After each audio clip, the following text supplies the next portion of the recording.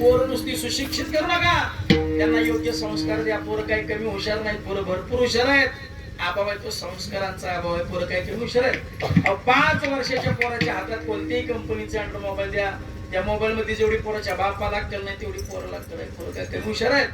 गुरुजींनी विद्यार्थ्यांना सांगितलं, पोरांनो रेल्वेचं चित्र काढा.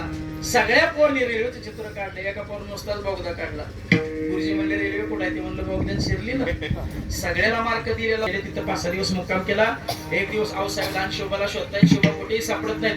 बराच वेळ शोध मोहीम चालू होती. अचानक लहान शोभा समोरून येतात. आऊसाहेब विचारतात, शोभा किती शोधायचं, कुठे गेला होता? लहान शोभा सांगतात, आऊसाहेब आबासाहेबांच्या बरोबर एका बाईचा नाच पाण्याकरता गेलो होतो. आऊसाहेब पाठी सारखं आणि संदेश कानाखाली म्हणतात, शोभा मला या महाराष्ट्राच्या मातीला राजा द्यायचे, तो बाया नाचवणार नाही. शोभा मला महाराष्ट्राच्या मातीला राजा द्यायचे, तो बाया वाचवणार द्यायचे, बाया नाचवणार नाही. इतिहासामध्ये असा एकमेव काळ होऊन गेला की ज्या राजाच्या दरबारामध्ये कधीच बाई नाचली नाही. कल्याणच्या सुभेदाराची सून नजरेला म्हणून आणलेली बाई आईच्या मनाने परतवून लावणारे आमचे छत्रपती शिवाजी महाराज होते. आणि ह्या विचारांची आणि संस्कारांची आज या महाराष्ट्राला गरज आहे. आणि हे विचार आणि हे संस्कार देणारं जगाच्या पाठीवरचं एकमेव व्यासपीठ, ते व्यासपीठाचं नाव आहे वारकरी संप्रदाय. एखाद्याकडून गुन्हा झाल्यानंतर शिक्षा करणार शासन आहे, पण एखाद्याकडून गुन्हाच होऊ नये याकरता काम करणारा आमचा वारकरी संप्रदाय. सध्या धर्महीन विचारहीन संस्कृतीहीन पिढी या महाराष्ट्राच्या माध्यमातून जन्माला आली. म्हणून तुम्ही एखाद्या तरुणाच्या जर वाढदिवसाला गेला तर त्याला पुष्पगुच्छ देऊ नका, त्याला ब्रेसलेट देऊ नका, त्याला अंगठी देऊ नका. त्याला श्यामची आई नावाचं पुस्तक द्या. मग त्याला कळेल आई काय असते, बाप काय असतो. साने गुरुजींनी 40 रात्री कारागृहामध्ये काढल्या. आणि साने गुरुजींनी 40 रात्रीमध्ये आई लिहिली, गोड आई लिहिली. शेवटची आठवण अतिशय गोड लिहिली, अतिशय गोड. साने गुरुजी लिहितात, मी 8 वर्षाचा होतो आणि पुण्याच्या वसतिगृहामध्ये झोपी गेलो होतो. आणि अचानक स्वप्न पडलं, श्याम ये ना मला भेटायला. मी खूप आजारी रेशम, तुला पाहावं वाटतं लेकरा, ये ना मला भेटायला. अंगावरची चादर काढली, घड्याळावर लक्ष दिलं तर पहाटचे 4:15 वाजले होते. माईचे शब्द आठवले, श्याम पहाटचं स्वप्न खरं असतं बरं. ज्या ते पहाटचं स्वप्न पडलं त्या ती नक्कीच माझी आई आजार आहे, नक्कीच माझी आई माझं स्मरण करते, माझी आई मला हाक मारते, माझी आई मला बोलवते.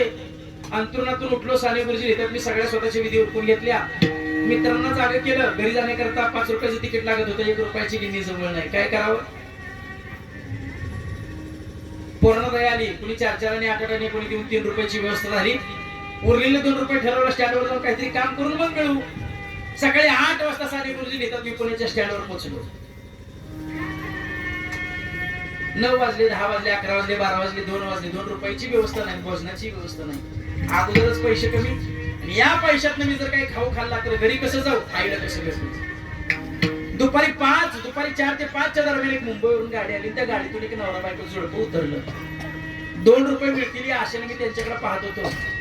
ते नवरा बायको जोडपं, वयोवृद्ध जोडपं माझ्या जवळ आलं. हे पोरा, एवढी आमची बॅग आमच्या घरापर्यंत पोच करशील का? मला वाटलं बरं झालं 2 रुपयाची व्यवस्था झाली. म्हणलं करेल ना. 2 रुपये द्याल काका? 2 रुपये काय मागतोस? 5 रुपये देतो, उचल बॅग.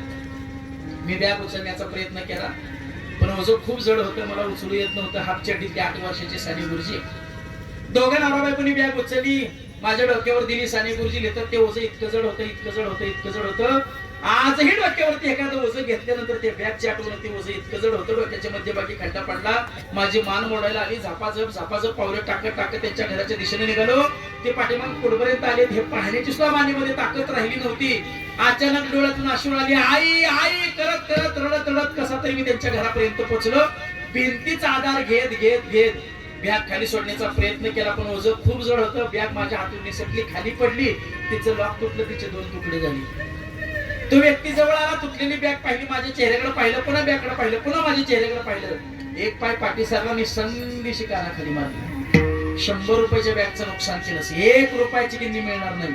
हाताला धरला, अंगातून खाली ढकलून दिलं. माझ्या गुडघ्यातून रक्त येऊ लागलं. आजपर्यंत एवढा मोठा धक्का मला कोणीच दिला नव्हता. आईची खूप आठवण झाली. गुडघ्यातून रक्त, डोळ्यातून अश्रूच्या धारा. आई आई करत मी कसा बसा उठलो, निघालो. समोरून त्या व्यक्तीची बायको आली. अरे पोरा, असलं काम झेपत नाही तर करतोस कशाला? 100 रुपयाच्या बॅगचं नुकसान केलंस ना. मावशी मी हे काम करत नाही, माझी आई खूप आजारी आहे, आईला पाहण्याकरता गावी जायचंय, 2 रुपये कमी पडत होते म्हणून हे काम केलं. तिला माझी दया आली. तिनं पर्समध्ये हात घातला आणि 1 रुपयाचा ठोकळा माझ्या हातावरती ठेवला. 4 रुपयाची व्यवस्था झाली. मी पुन्हा पुण्याच्या स्टँडवर पोहोचलो. पालघर गाडी लागली. मी बसमध्ये चढलो. कंडक्टर आला. तिकीट. मी 4 रुपये हातावर ठेवून म्हणलं पालघर द्या. 4 रुपये पाहिल्याबरोबर तसेच वापस पैसे माझ्या हातावर ठेवले आणि कंडक्टर बोलला पालघरला जाण्याकरता 5 रुपयाचं तिकीट लागतं. 1 रुपयातून माझा बाप भरेल काय? माझ्या बापाची एक्स्ट्रा आहे काय? उतर खाली. मी उतरू लागलो. शेजारी ग्रस्त बसले. ते म्हणले मास्तर पोराजवळ आहेत ना 4 रुपये. 4 रुपयाची जिथपर्यंत तिकीट बसेल तिथपर्यंत सोडा. जाय तिथनं पोरग पुढे चालत. मास्तरनी मला विचारलं 4 रुपयाची जिथपर्यंत तिकीट बसेल तिथपर्यंत सोडू का? साने गुरुजी लिहितात मी मान हलवली. दिवसभर पोटामध्ये अन्नाचा कण देखील गेला नव्हता. शांत माझी झोप लागली. अचानक बेल वाजली. मास्तरनी मला सांगितले पोरा तुझी तिकीट संपली, उतर खाली. रात्रीचे 11:30 वाजता पालघरच्या घनदाट अरण्यामध्ये त्या मास्तरनी मला रात्रीचं उतरलं. जशी बस पुढे गेली चारी बाजूला काळा कुट्ट अंधार होता. घनदाट जंगल होतं. कोल्यांच्या श्वासोदांचे आवाज येत होते. रातकिड्यांचे आवाज येत होते. माझ्या उंचीपेक्षा उंच गवत होतं. झाडं झुडपं होती. कोल्यांचे आवाज येत होते. कसा बसा मी त्या जंगलामध्ये प्रवेश केला. काट्या कुट्यातून पाला पाचोळ्यातून वाट काढत झपाझप पावलं टाकत मी निघालो. जसं जंगलाच्या मध्यभागी जाऊ तसं खूप श्वापदांचे मोठ्याने आवाज येऊ लागले. मग खूप भीती वाटू लागली. मग आईची आठवण झाली. श्याम ज्यावेळेला भीती वाटेल ना त्यावेळेला रामनामाचं भजन करत जा लेकरा. राम राम आई रडत राम राम आई करत रात्रीचे 1:30 वाजता मी आमच्या झोपडीच्या झोपडीपर्यंत पोहोचलो. पाहिलं तर आमच्या झोपडीत अर्धवट दार उघड होतं. डोकावून पाहिलं. भाऊ म्हणजे वडील दोन्ही गुडघ्याच्या मध्ये गुडघे घालून बसली होती. पुण्याची मावशी आली होती. मुंबईची आत्या आली होती. कोपऱ्यात पाहिलं तर पिठावर एक पंती ठेवली. तिने ती पंती हळूहळू ती होत होती. मी मावशीला विचारलं मावशी आई कुठे आहे? मावशी काय बोलत नाही. आत्याला विचारलं आत्या आई कुठे आहे? आत्याही काही बोलत नाही. मी भाऊंच्याकडे गेलो. भाऊ आई कुठे आहे? तिला सांगा मला गरम पाणी करून दे मला हातपाय धुवायला. भाऊ म्हणजे वडील माझ्याकडे पाहिलं. दहाई मोकळून रडू लागली. मग माझं लक्ष चुलीकडे गेलं. 5 वर्षाची माझी छोटी बहीण चुलीला जाळा घालत तिथं झोपी गेली होती. तिच्या अंगावर फाटका परकर होतं. आणि तिच्या शेजारी केवळ 2.5 महिन्याचा माझा पुरुषोत्तम नावाचा छोटा भाऊ बाळू तेवढा टाकला होता. केवढा 2.5 महिन्याचा छोटा भाऊ. मी ताईला विचारलं ताई आई कुठे? माझा आवाज ऐकल्याबरोबर पोरगी ताडकन उभी राहिली. आश्चर्यानं माझ्याकडे पाहत उभी राहिली. मी म्हणलं पाहतेस काय? अगं आई कुठे? पोरगी रडत म्हणली दादा आपली आई गेली. मी तिला विचारलं कुठे गेली? मामाकडं शेजारणीकडं बाजनाला. कुठे गेली? पोरगी रडत म्हणली दादा आपली आई देवा घरी गेली. शेवटच्या श्वासापर्यंत तिने तुझं स्मरण केलं. माझ्या श्यामला बोलवा. एक क्षण लेकरू माझ्या पुढ्यात उभं करा. माझ्या श्यामला बोलवा. एक क्षण फक्त मला माझ्या पोराला भेटू द्या. 2 लोक इथून गाडी घेऊन वसतिगृहावरती गेली. तुला खूप शोधा तू कुठेही सापडला नाहीस. वापस लोक आली. श्याम करत आईनं प्राण सोडला. हे शब्द ऐकल्याबरोबर आई करत साने गुरुजी धडाडकन खाली पडले. आजूबाजूच्या आया बाया जाग्या झाल्या. एक बाई आपल्या लेकराला घेऊन झोपडीच्या दिशेने निघाली. कोण एवढ्या रात्री ओरडू लागलं? तिचं लेकरू बोलू लागलं आई श्यामला दरडतोय. हे शब्द जसे साने गुरुजींच्या कानावर पडले तसा चटकन अंतःकरणाला चटका बसला. या लेकराला आज आई आहे म्हणून तो तिला आई म्हणतोय. आज माझी आई गेली. आजपासून मी आई कोणाला म्हणावं? जगातलं सगळं काही माझ्याजवळ असेल पण आई विना मी भिकारी असेल. स्वामी तिन्ही जगाचा आई विना भिकारी. 9 दिवस रडण्यामध्ये निघून गेले. 10व्या दिवशी पिंड मांडला पण काका स्पर्श होत नव्हता. कावळा शिवत नव्हता. काही वयोवृद्ध लोक म्हणले पोरा जा पिंडाचं दर्शन घे. शेवटच्या श्वासापर्यंत त्या माय माऊलीने लेकरू बोलवा. एक क्षण लेकरू पुढे उभं करा. त्याला भेटू द्या. माझं पोरग बघू द्या. नाही लेकराची नाहीची भेट झाली. जा पिंडाचं दर्शन घे. हापचटीतले साने गुरुजी पिंडाच्या समोर बसतात. गुडघे टेकून बसतात. ये आई अगं शिवनग आई अगं तुझी इच्छा होती ना मी इंग्रजी बोलावं. आई इंग्रजी बोलेन. आई खूप शिकेन. आई महाराष्ट्रात नाव काढेन. आई तुझं आई शिवनग आई. तरी काका स्पर्श होत नाही. मग मावशी जाते शिवा तरी काका स्पर्श होत नाही. आते जाते तरी काका स्पर्श होत नाही. वडील जातात माहितीये छोटं पोरग 2.5 महिन्याचं आहे. नाही दुसरं लग्न करणार शिवा तरी काका स्पर्श होत नाही. मग 5 वर्षाची छोटी बहीण जाते. कुठून येतं ज्ञान या लहान मुलांना? 1.5 वर्षाची होती मुक्ताबाई. अर्ध्या रात्री आई वडील सोडून निघून गेले. या 1.5 वर्षाच्या मुक्ताबाईनं देवांचे देव ज्ञानदेवांना उपदेश करावा. मिथ्या कल्पना मागे सारा. ताटी उघडा ज्ञानेश्वरा.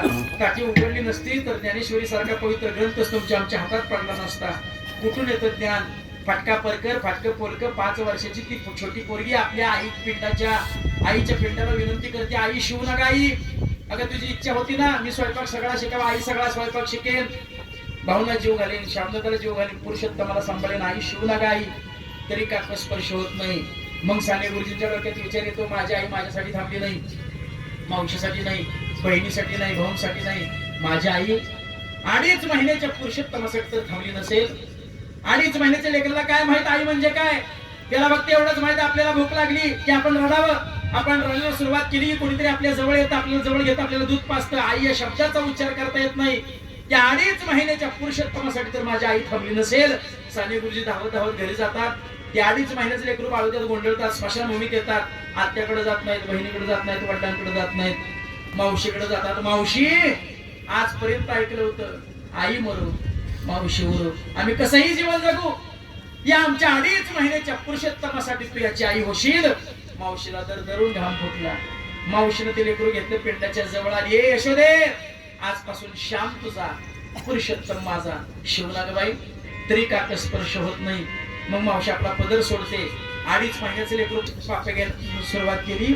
तसे लिंबाच्या झाडावरून 4-5 कावळे खाली उतरतात. त्यातला एक कावळा पुढे येतो, स्पिंडला स्पर्श करतो. हे चित्र पाहिल्याबरोबर साने गुरुजी धाडकन खाली पडतात. अगं आई, अगं जिवंत होतीस तोपर्यंत जगले आमच्यासाठी. कॅन्सर सारखा महाभयंकर रोग तुला झाला, पण रोग आमच्यापासून दडवलास. जिवंत होतीस तोपर्यंत जगले आमच्यासाठी, आणि मेल्यावर सुद्धा आता थांबलीस आमच्यासाठी. हा दृष्टांत माझ्या